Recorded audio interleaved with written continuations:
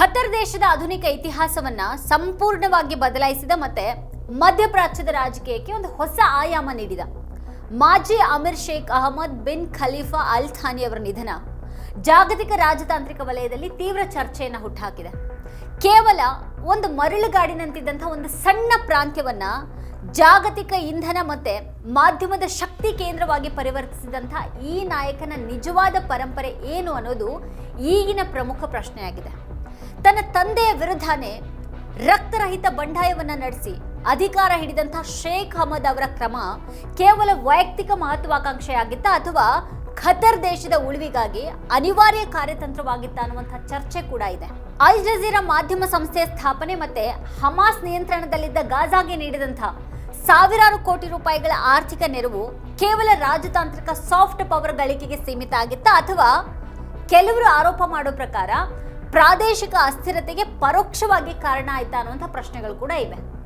ಅವರ ನಿಧನಕ್ಕೆ ಭಾರತ ಸರ್ಕಾರ ತೋರಿದಂತಹ ಅಭೂತಪೂರ್ವ ರಾಜತಾಂತ್ರಿಕ ಪ್ರತಿಕ್ರಿಯೆ ಮತ್ತೆ ಒಂದು ದಿನದ ರಾಷ್ಟ್ರೀಯ ಶೋಕಾಚರಣೆ ಬದಲಾಗ್ತಾ ಇರುವಂತಹ ಭಾರತದ ಪಶ್ಚಿಮ ಏಷ್ಯಾ ನೀತಿಯನ್ನ ಬಿಂಬಿಸ್ತಾ ಇದೆ.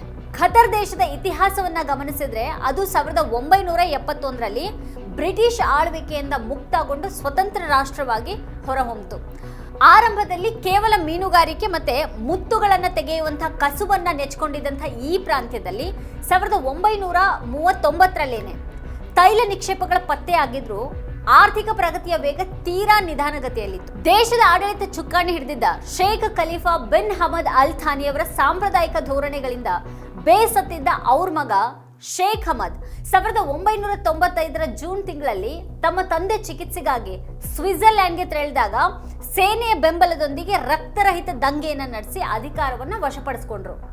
ತಂದೆ ಇರಾನ್ ಜೊತೆಗೆ ನಿಕಟ ಸಂಬಂಧವನ್ನ ಹೊಂದುತ್ತಾ ಇದ್ದುದರಿಂದ ಅಸಮಾಧಾನಗೊಂಡಿದ್ದಂತಹ ಅಮೆರಿಕ ಮತ್ತೆ ಸೌದಿ ಅರೇಬಿಯಾ ದೇಶಗಳು ಈ ಬದಲಾವಣೆಗೆ ತಕ್ಷಣನೇ ಮಾನ್ಯತೆಯನ್ನ ನೀಡಿದ್ವು. ಅಧಿಕಾರಕ್ಕೆ ಬಂದ ತಕ್ಷಣ ಶೇಖ್ ಅಹಮದ್ ಖತರ್ನ ಅನಿಲ ನಿಕ್ಷೇಪಗಳ ಅಭಿವೃದ್ಧಿಗೆ ಮುಂದಾಗಿ ಬ್ರಿಟನ್ ಮತ್ತೆ ಅಮೆರಿಕದ ಬಂಡವಾಳವನ್ನ ಆಕರ್ಷಿಸಿದ್ರು ಹಾಗೂ ಧ್ರುವೀಕೃತ ನೈಸರ್ಗಿಕ ಅನಿಲ ರಫ್ತಿನಲ್ಲಿ ದೇಶವನ್ನ ಜಗತ್ತಿನಲ್ಲೇನೆ ಮುಂಚೂಣಿಗೆ ತಂದಿಳಿಸಿದ್ರು.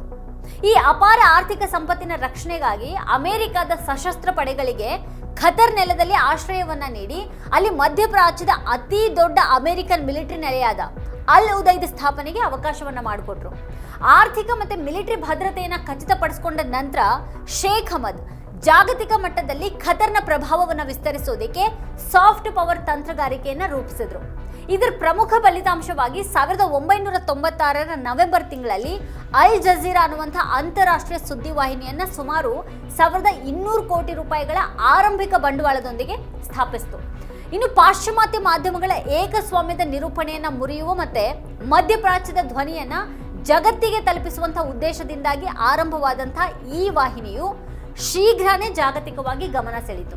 ಸರ್ಕಾರದ ಸಂಪೂರ್ಣ ಆರ್ಥಿಕ ಬೆಂಬಲವನ್ನು ಹೊಂದಿದಂತಹ ಅಲ್ ಜಜೀರಾ ಮಾಧ್ಯಮ ಸೌದಿ ಅರೇಬಿಯಾ ಮತ್ತೆ ಯುನೈಟೆಡ್ ಅರಬ್ ಎಮಿರೇಟ್ಸ್ ನಂತಹ ನೆರೆಹೊರೆಯ ಅರಬ್ ರಾಷ್ಟ್ರಗಳ ಆಡಳಿತಗಾರರ ಕಟು ಟೀಕೆ ಗುರಿಯಾಯಿತು.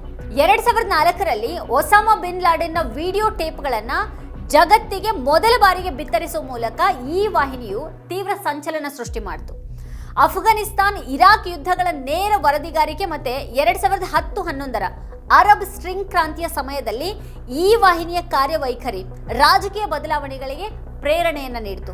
ಆದರೆ ಇದೇ ವಾಹಿನಿಯು ತನ್ನದೇ ದೇಶದ ಆಡಳಿತಗಾರರ ವಿರುದ್ಧ ಯಾವುದೇ ವಿಮರ್ಶಾತ್ಮಕ ವರದಿಯನ್ನ ಮಾಡದೆ ಖತರ್ ಸರ್ಕಾರದ ಪ್ರಚಾರದ ಸಾಧನವಾಗಿ ಕೆಲಸ ಮಾಡಿದೆ ಅನ್ನುವಂಥ ಗಂಭೀರ ಟೀಕೆಗಳು ಕೂಡ ಇವೆ. ಶೇಖ್ ಅಹಮದ್ ಅವರ ಆಡಳಿತಾವಧಿಯ ಅತ್ಯಂತ ವಿವಾದಾತ್ಮಕ ಮತ್ತೆ ಸಾಹಸಮಯ ನಿರ್ಧಾರ ಏನು ಅಂತ ಅಂದ್ರೆ 2012ರ ಅಕ್ಟೋಬರ್ ತಿಂಗಳಲ್ಲಿ ಅವರು ನಡೆಸಿದ ಗಾಜಾ ಪಟ್ಟಿ ಪ್ರವಾಸ. 2006ರ ಚುನಾವಣೆಯ ನಂತರ ಹಮಾಸ್ ಸಂಘಟನೆ ಗಾಜಾವನ್ನ ತನ್ನ ಸಂಪೂರ್ಣ ನಿಯಂತ್ರಣಕ್ಕೆ ತೆಗೆದುಕೊಂಡಾಗ ಇಸ್ರೇಲ್ ಮತ್ತೆ ಅಮೆರಿಕ ಅದನ್ನ ಕಾನೂನು ಬಾಹಿರ ಆಡಳಿತ ಅಂತ ಘೋಷಿಸಿ ಆರ್ಥಿಕ ಹಾಗೂ ನೌಕಾ ದಿಗ್ಬಂಧನವನ್ನ ಹೇರಿದ್ವು. ಆದ್ರೆ ಈ ದಿಗ್ಬಂಧನವನ್ನ ಸವಾಲಾಗಿ ಸ್ವೀಕರಿಸಿದ ಶೇಖ್ ಅಹಮದ್ ಅವರು ಈಜಿಪ್ಟ್ನ ಅವತ್ತಿನ ಮುಸ್ಲಿಂ ಬ್ರದರ್ಹುಡ್ ಸರ್ಕಾರದ ನೆರವಿನೊಂದಿಗೆ ರಫಾ ಗಡಿಯ ಮೂಲಕ ಗಾಜಾಗೆ ಭೇಟಿ ನೀಡಿದಂತಹ ವಿಶ್ವದ ಮೊದಲ ರಾಷ್ಟ್ರ ಮುಖ್ಯಸ್ಥರಾದ್ರು. ಅಲ್ಲಿ ಅವರು ಹಮಾಸ್ ನಾಯಕ ಇಸ್ಮಾಯಿಲ್ ಹನಿಯಾರನ್ನ ಭೇಟಿಯಾಗಿ ಶಾಲೆಗಳು, ಆಸ್ಪತ್ರೆಗಳು ಮತ್ತೆ ಮೂಲ ಸೌಕರ್ಯಗಳ ಅಭಿವೃದ್ಧಿಗಾಗಿ ಸುಮಾರು $400 ಮಿಲಿಯನ್ ಅಂದ್ರೆ ಅಂದಾಜು 4,000 ಕೋಟಿ ರೂಪಾಯಿಗಳ ಬೃಹತ್ ಆರ್ಥಿಕ ಸಹಾಯವನ್ನ ಘೋಷಿಸಿದ್ರು. ಈ ನಿಧಿಯನ್ನ ಹಮಾಸ್ ಆಯುಧಗಳನ್ನ ಖರೀದಿ ಮಾಡೋದಕ್ಕೆ ಮತ್ತೆ ಇಸ್ರೇಲ್ ವಿರುದ್ಧ ದಾಳಿಗಳಿಗೆ ಬಳಸಿಕೊಂಡಿದೆ ಅಂತ ಇಸ್ರೇಲ್ ಸರ್ಕಾರ ಗಂಭೀರ ಆರೋಪ ಮಾಡಿತು. ಮುಸ್ಲಿಂ ಜಗತ್ತಿನಲ್ಲಿ ತಮ್ಮ ನಾಯಕತ್ವದ ವರ್ಚಸ್ಸನ್ನ ಹೆಚ್ಚು ಮಾಡಿಕೊಳ್ಳೋದಕ್ಕೆ ಶೇಖ್ ಹಮದ್ ಅವರು ಇಂತಹ ವಿವಾದಾತ್ಮಕ ಸಂಘಟನೆಗಳೊಂದಿಗೆ ನಿಕಟ ಸಂಬಂಧವನ್ನ ಕಾಯ್ದುಕೊಂಡಿದ್ರು ಅಂತ ಹೇಳಲಾಗತ್ತೆ.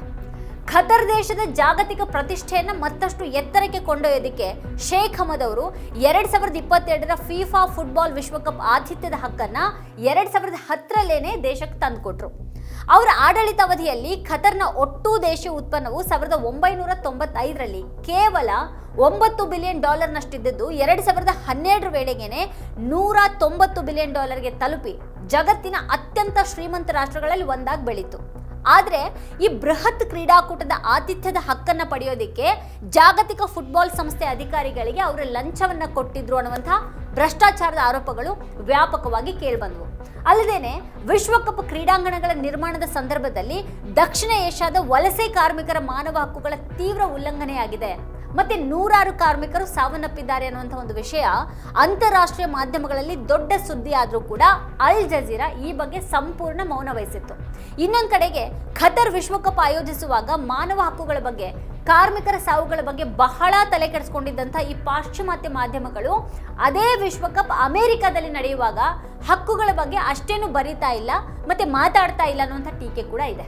ಖತರ್ ಹಾಗೂ ಅಲ್ ಜಜೀರಾ ಮಾನವ ಹಕ್ಕುಗಳ ವಿಷಯದಲ್ಲಿ ಎಷ್ಟು ತಪ್ಪಿತಸ್ಥರು ಅಂತ ಹೇಳುವಂಥ ಒಂದು ನೈತಿಕತೆಯನ್ನ ಅಮೆರಿಕ ಮತ್ತೆ ಯುರೋಪ್ನ ಮಾಧ್ಯಮಗಳು ಹಾಗೂ ರಾಜಕೀಯ ನಾಯಕರು ಉಳಿಸ್ಕೊಂಡಿದ್ದಾರಾ ಅನ್ನುವಂಥ ಪ್ರಶ್ನೆ ಕೂಡ ಇದೆ.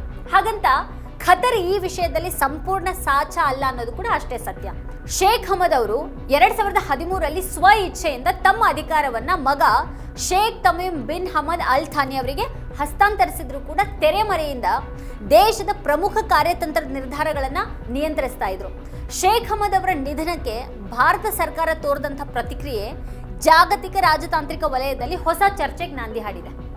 ಜುಲೈ 12ರಂದು ಭಾರತದಲ್ಲಿ ಒಂದು ದಿನದ ಅಧಿಕೃತ ರಾಷ್ಟ್ರೀಯ ಶೋಕಾಚರಣೆಯನ್ನು ಘೋಷಿಸಿ ದೇಶಾದ್ಯಂತ ಮತ್ತೆ ವಿದೇಶಗಳಲ್ಲಿನ ಭಾರತೀಯ ರಾಯಭಾರ ಕಚೇರಿಗಳಲ್ಲಿ ರಾಷ್ಟ್ರಧ್ವಜವನ್ನ ಅರ್ಧ ಮಟ್ಟಕ್ಕೆ ಹಾರಿಸಲಾಯಿತು. ಪ್ರಧಾನಿ ನರೇಂದ್ರ ಮೋದಿ ಅವರು ಖತರ್ ನಾಯಕನನ್ನ ಭಾರತದ ನಿಜವಾದ ಮಿತ್ರ ಅಂತ ಕೊಂಡಾಡಿದ್ದಲ್ದೇನೆ ಅಂತ್ಯಕ್ರಿಯೆಯಲ್ಲಿ ಪಾಲ್ಗೊಳ್ಳೋದಕ್ಕೆ ಕೇಂದ್ರ ಸಚಿವ ಕಿರಣ್ ರಿಜಿಜು ಅವರನ್ನ ವಿಶೇಷ ಪ್ರತಿನಿಧಿಯಾಗಿ ಕಳಿಸ್ಕೊಟ್ರು. ಖತರ್ನಲ್ಲಿ ಪ್ರಸ್ತುತ ಸುಮಾರು 7.5 ಲಕ್ಷ ಭಾರತೀಯರು ವಾಸ ಮಾಡ್ತಾ ಇದ್ದು ಅದು ಅಲ್ಲಿನ ಒಟ್ಟು ಜನಸಂಖ್ಯೆ 25%. ಭಾರತ ಮತ್ತೆ ಖತರ್ ನಡುವೆ ವಾರ್ಷಿಕ $14 ಬಿಲಿಯನ್ ಮೌಲ್ಯದ ದ್ವಿಪಕ್ಷೀಯ ವ್ಯಾಪಾರ ನಡೀತಾ ಇದ್ದು ಅದರಲ್ಲಿ ಭಾರತ ಖತರ್ನಿಂದ ಖರೀದಿ ಮಾಡುವಂತಹ ಧ್ರುವೀಕೃತ ನೈಸರ್ಗಿಕ ಅನಿಲದ ಪಾಲು ಅತಿ ದೊಡ್ಡದಾಗಿದೆ. ಈ ಬಲವಾದ ಆರ್ಥಿಕ ಮತ್ತೆ ಕಾರ್ಯತಂತ್ರದ ಹಿತಾಸಕ್ತಿಗಳ ಕಾರಣದಿಂದಾಗಿ ಭಾರತ ಖತರ್ಗೆ ಇಷ್ಟೊಂದು ದೊಡ್ಡ ಮಟ್ಟದ ರಾಜತಾಂತ್ರಿಕ ಗೌರವವನ್ನ ನೀಡಿದೆ.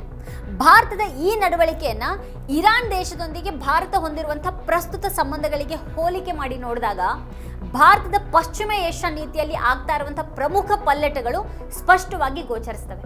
ಇತ್ತೀಚೆಗೆ ಇರಾನ್ನ ಸುಪ್ರೀಂ ಲೀಡರ್ ಆಯತೊಲ್ಲಾ ಅಲಿ ಖಾಮಿನಿ ಅವರ ಹತ್ಯೆ ಆದಾಗ ಭಾರತ ಸರ್ಕಾರ ಅಧಿಕೃತ ಶೋಕ ಸಂದೇಶವನ್ನ ಕಳಿಸೋದಿಕ್ಕೆ 4 ದಿನ ತೆಗೆದುಕೊಳ್ತು ಮತ್ತೆ ಪ್ರಧಾನಿ ಮೋದಿ ಅವರು ಯಾವುದೇ ವೈಯಕ್ತಿಕ ಹೇಳಿಕೆಯನ್ನು ನೀಡಿರಲಿಲ್ಲ.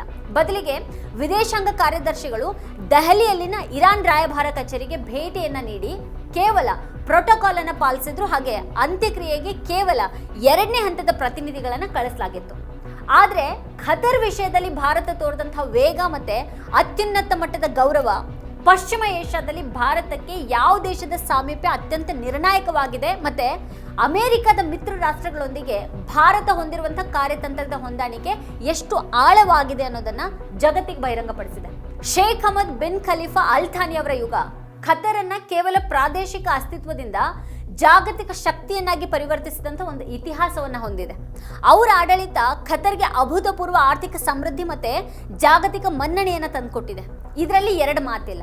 ಸೌದಿ ಹಾಗೂ UAEಗೆ ಹೋಲಿಕೆ ಮಾಡಿದ್ರೆ ಹಲವಾರು ಪ್ರಮುಖ ರಾಜಕೀಯ ವಿಷಯಗಳಲ್ಲಿ ದಿಟ್ಟ ನಿರ್ಧಾರವನ್ನ ತೆಗೆದುಕೊಂಡಂತ ಹೆಗ್ಗಳಿಕೆ ಕೂಡ ಖತರ್ಗೆ ಹಾಗೂ ಅದರ ಅಮೀರ್ಗೆ ಸಲ್ಲತ್ತೆ. ಆದರೆ ದೇಶೀಯವಾಗಿ ನಡೆದಿರುವಂತಹ ಪ್ರಜಾಸತ್ತಾತ್ಮಕ ಹಕ್ಕುಗಳ ದಮನ ಇತಿಹಾಸದಲ್ಲಿ ದಾಖಲಾಗಲಿದೆ. ಖತರ್ ನಿರ್ಮಾಣ ಮಾಡಿರುವಂತಹ ಈ ಬಲಿಷ್ಠ ಆರ್ಥಿಕ ಮತ್ತೆ ಮಾಧ್ಯಮ ಸಾಮ್ರಾಜ್ಯವು ಅವ್ರ ನಿಧನದ ನಂತರ ಕೂಡ ಮಧ್ಯಪ್ರಾಚ್ಯದ ಭವಿಷ್ಯದ ರಾಜಕೀಯವನ್ನ ನಿರ್ದೇಶಿಸುವಲ್ಲಿ ಪ್ರಮುಖ ಪಾತ್ರವನ್ನು ವಹಿಸಿರೋದ್ರಲ್ಲಿ ಯಾವುದೇ ಸಂಶಯನೇ ಇಲ್ಲ. ಭಾರತದ ಪಾಲಿಗೆ ಈ ಪ್ರಾದೇಶಿಕ ಬದಲಾವಣೆಗಳು ತನ್ನ ಇಂಧನ ಭದ್ರತೆ ಮತ್ತೆ ವಲಸೆ ಕಾರ್ಮಿಕರ ಹಿತರಕ್ಷಣೆಯ ದೃಷ್ಟಿಯಿಂದ ಅತ್ಯಂತ ಸೂಕ್ಷ್ಮ ಹಾಗೂ ದೀರ್ಘಕಾಲೀನ ಪರಿಣಾಮಗಳನ್ನು ಬೀರುವಂತಹ ರಾಜತಾಂತ್ರಿಕ ಸವಾಲಾಗಿದೆ. ವೀಕ್ಷಕರೇ, ಕುರಿತು ನಿಮ್ಗೇನು ಅನ್ಸುತ್ತೆ, ಏನು ಅಭಿಪ್ರಾಯ ಇದೆ ಅದನ್ನು ವಿಡಿಯೋ ಕೆಳಗಡೆ ಕಮೆಂಟ್ ಮಾಡಿ ನಮಗೆ ತಿಳಿಸಿ. ಇದೇ ಹೊತ್ತಿನ ಸ್ಪೆಷಲ್ ನೋಡ್ತಾ ಇರಿ ವಾರ್ತಾಭಾರತಿ. ನೀವಿನ್ನೂ ವಾರ್ತಾಭಾರತಿ ಯೂಟ್ಯೂಬ್ ಚಾನೆಲನ್ನು ಸಬ್ಸ್ಕ್ರೈಬ್ ಮಾಡಿಲ್ಲ ಅಂತಂದರೆ ಈ ಕೂಡಲೇ ಸಬ್ಸ್ಕ್ರೈಬ್ ಮಾಡಿ, ಹಾಗೆ ಪಕ್ಕದಲ್ಲೇ ಇರುವಂಥ ಬೆಲ್ ಐಕಾನ್ ಪ್ರೆಸ್ ಮಾಡಿ ನಮ್ಮನ್ನು ಪ್ರೋತ್ಸಾಹಿಸಿ. ನಮ್ಮ ಕಾರ್ಯಕ್ರಮಗಳನ್ನು ನೀವು ನೋಡ್ತಾ ಇದ್ರೆ ನಮ್ಮ ಚಾನೆಲ್ ಅನ್ನ ಸಬ್ಸ್ಕ್ರೈಬ್ ಮಾಡಿ, ಪಕ್ಕದ ಬೆಲ್ ಐಕಾನ್ ಒತ್ತಿ ನಮ್ಮನ್ನ ಬೆಂಬಲಿಸಿ. ಹಾಗೆ ನಮ್ಮ ಕಾರ್ಯಕ್ರಮಗಳನ್ನ ಲೈಕ್ ಮಾಡಿ, ಕಮೆಂಟ್ ಮಾಡಿ, ಅದನ್ನ ಬೇರೆಯವರಿಗೂ ವಾಟ್ಸ್ಆಪ್ ಮೂಲಕ ಶೇರ್ ಮಾಡಿ. ನೀವು ಹೀಗೆ ಮಾಡಿದಾಗ ನಮ್ಮ ಚಾನೆಲ್ ಇನ್ನಷ್ಟು ಮತ್ತಷ್ಟು ಜನರಿಗೆ ತಲುಪಲು ನೀವು ನಮ್ಮೊಂದಿಗೆ ಸಹಕರಿಸಿದ ಹಾಗಾಗುತ್ತೆ. ಇದು ನೀವು ಯಾವುದೇ ಖರ್ಚಿಲ್ಲದೆ ಕೆಲವೇ ಸೆಕೆಂಡುಗಳಲ್ಲಿ ನೀಡಬಹುದಾದ ಸಹಕಾರ. ಧನ್ಯವಾದಗಳು.